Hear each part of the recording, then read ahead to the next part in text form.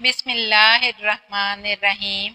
شروع اللہ کے نام سے جو بڑا مہربان نہایت رحم کرنے والا ہے۔ السلام علیکم ناظرین۔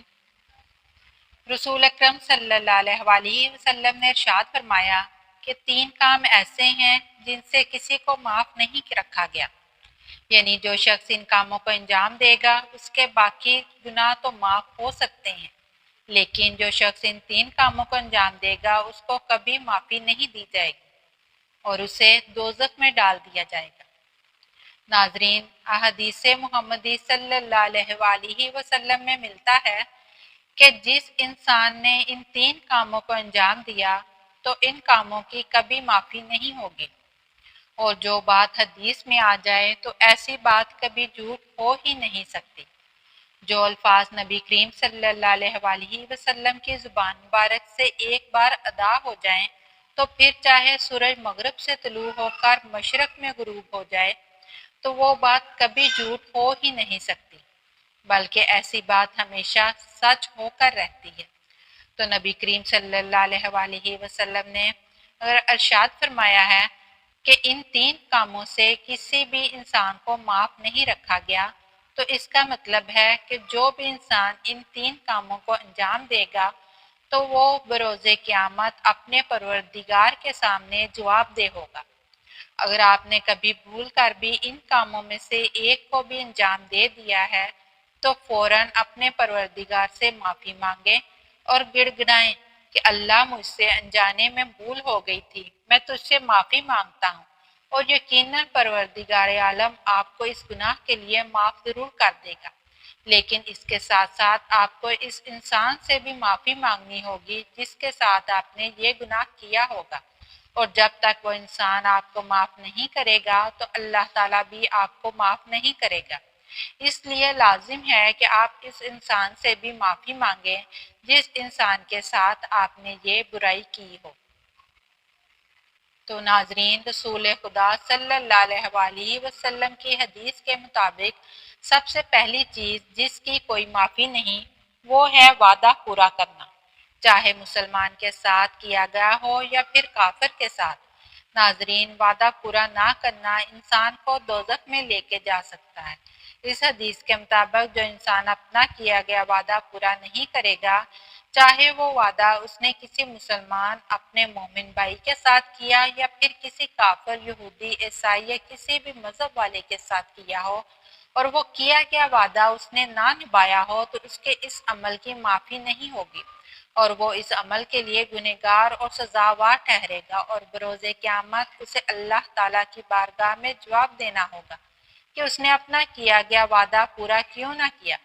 اس لیے ناظرین، اگر آپ نے بھی کسی سے کیا گیا وعدہ پورا نہیں کیا تو اسے ضرور پورا کریں، اور اگر نہیں کر سکتے تو اس انسان سے معافی مانگیں اور اپنے پروردگار سے بھی معافی مانگیں، اور اگر اس انسان نے آپ کو معاف کر دیا تو آپ کا پروردگار بھی آپ کو یقیناً معاف کر دے گا، اور اگر اس انسان نے آپ کو معاف نہ کیا تو بروز قیامت آپ کو جواب دہ ہونا پڑے گا اپنے خدا کی بارگاہ میں۔ نبی کریم صلی اللہ علیہ وآلہ وسلم ارشاد فرماتے ہیں، جو شخص اللہ اور قیامت کے دن پر ایمان رکھتا ہے اسے چاہیے کہ جب بھی وعدہ کرے اسے پورا کرے۔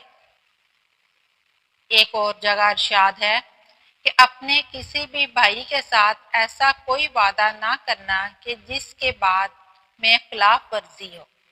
دوسری چیز جس کی کوئی معافی نہیں، اس کے بارے میں سرور کائنات نے فرمایا، والدین کے ساتھ نیکی کرنی چاہیے، وہ مسلمان ہوں یا کافر۔ والدین کی محبت اور فرمانبرداری اسلامی تعلیمات کا اہم حصہ ہے، اور یہ تعلیمات کسی بھی مسلمان یا کافر کو نہیں بھولنی چاہیے۔ اگرچہ مسلمان کے لیے والدین کی فرمانبرداری زیادہ اہمیت رکھتی ہے، لیکن اسلام ہمیں سب کے ساتھ اچھے اخلاق سے پیش آنے کی تعلیم دیتا ہے۔ حضور نبی کریم صلی اللہ علیہ وآلہ وسلم نے فرمایا، وہ شخص جو اپنے ماں باپ کی خدمت کرتا ہے، گھر کا کام کرتا ہے، وہ جنت کے قریب ہوتا ہے۔ ایک مسلمان کو چاہیے کہ وہ والدین کے لیے احترام اور محبت رکھیں۔ قرآن کریم میں بھی کئی ساری آیات ہیں جو والدین کی خدمت کی تربیت کرتی ہیں، जिनमें से एक आयत ये है, अल्लाह ताला फरमाते हैं और तेरा रब फैसला कर चुका है, उसके सिवा किसी की इबादत ना करो और माँ बाप के साथ नेकी करो, और अगर वो तेरे सामने इनमें से एक या दोनों बुढ़ापे को पहुंच जाएं तो उन्हें उफ भी ना करो और ना उन्हें झिड़को और उनसे अदब से बात करो। ये आयत हमें समझाती है कि हमें वालिदैन के साथ नरमी और मेहरबानी से बर्ताव करना चाहिए, चाहे वो मुसलमान हो या काफिर। एक मुसलमान के लिए वालिदैन की खिदमत करना और इनकी ख्वाहिशात को पूरा करना इबादत का एक रूप है। इस्लामी तालीमात के तहत अगर हमारे काफिर वालिदैन हों तो भी हमें उनके साथ एहतराम और मामलात में एहसान का मुजाहरा करना चाहिए।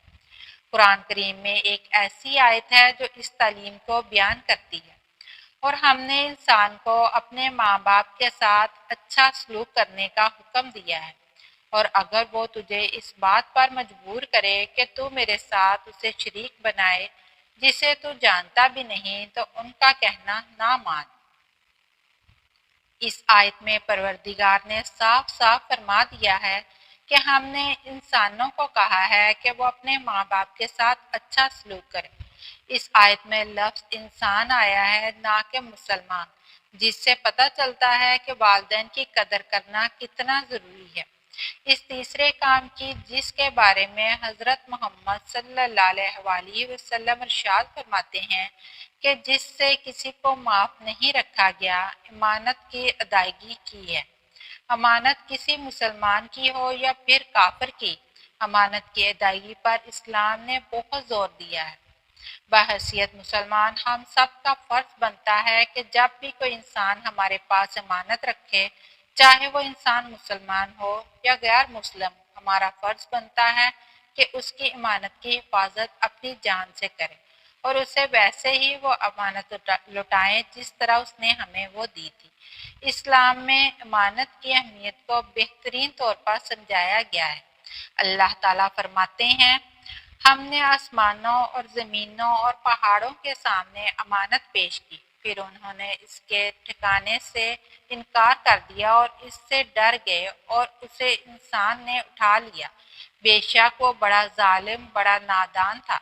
मुसलमान को चाहिए कि वो अमानत की पाबंदी करे, चाहे वो कोई भी अमानत हो, जैसा कि माली अमानत या रूहानी अमानत। हजूर नबी करीम सल्लल्लाहु अलैहि वसल्लम ने फरमाया, जो शख्स इस दुनिया में अमानत में खयानत करे और उसे वापस ना करे और मर जाए तो इसकी मौत मेरी मिल्लत पर नहीं होगी, और ऐसा शख्स खुदावंद आलम से उस हालत में मुलाकात करेगा कि खुदावंद आलम उस पर गजबनाक होगा। और रसूलुल्लाह सल्लल्लाहु अलैहि वसल्लम ने इस बारे में फरमाया है, तुम में से कल क़यामत में मेरे सबसे ज़्यादा नज़दीक वही होगा जो बात करने में ज़्यादा सच्चा हो और अमानतों की ज़्यादा अदायगी करने वाला और इखलाक में ज़्यादा अच्छा होगा। तो नाजरीन, अगर हमें अपनी रहमत, अपने नबी, अपने रसूल, अपने आका के करीब होना है तो हमें चाहिए कि हम सच बोलें, अपनी ज़िंदगी सच्चाई के साथ गुजारें। जो बंदा अमानत में खयानत करेगा तो बरोज़े क़यामत वो रसूलुल्लाह से दूर रहेगा और उसकी मौत रसूलुल्लाह की उम्मत में से नहीं होगी, और जिसकी मौत रसूलुल्लाह की उम्मत में नहीं होगी तो वो रसूलुल्लाह की शफाअत से भी महरूम रहेगा। इसलिए ज़रूरी है कि हम अपनी अमानतों की हिफाजत अपनी जान से करें। एक मर्तबा मैं आपको वो पूरी हदीस सुना देती हूँ जिसका आज की वीडियो में हमने जिक्र किया है।